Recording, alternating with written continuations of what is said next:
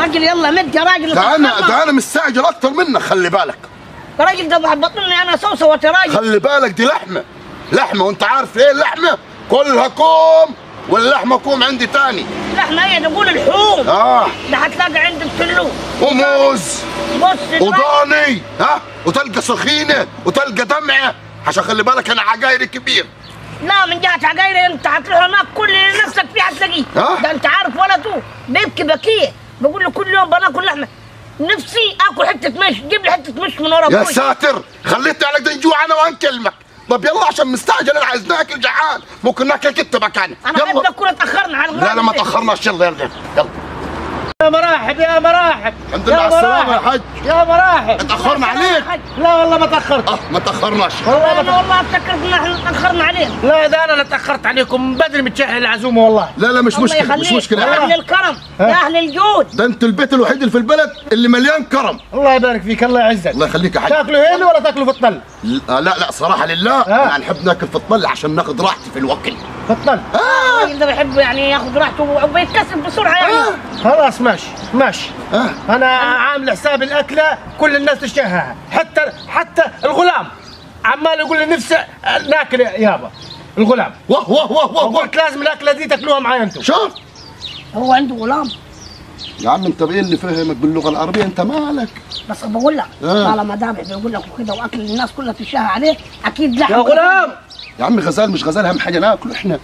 طب نروح قدامك احنا؟ اطلع توكل على الله قدامك. اطلع توكل على الله. ربنا يكتر من امثالك يا حاج. ربنا يكتر من امثالك. ربنا يزيدك من نعيمه. يا غلام.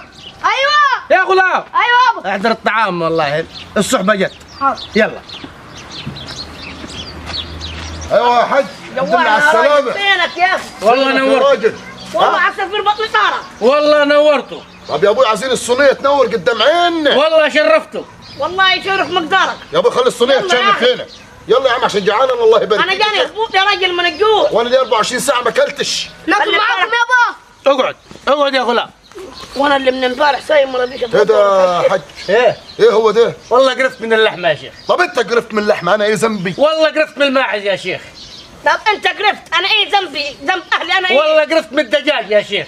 طب برضه ينفع الكلام ده؟ يعني احنا دلوقتي رحت السعوديه ورجعت وانا محمد بطني على اساس ناكل، دلوقتي جايب لي تونه وجايب لي بطاطس. مال التونه؟ مال البطاطس وجبنه قديمه. والله حيغمى علي انا التونه كل يوم باكلها، لما في الاخر اداني حقن.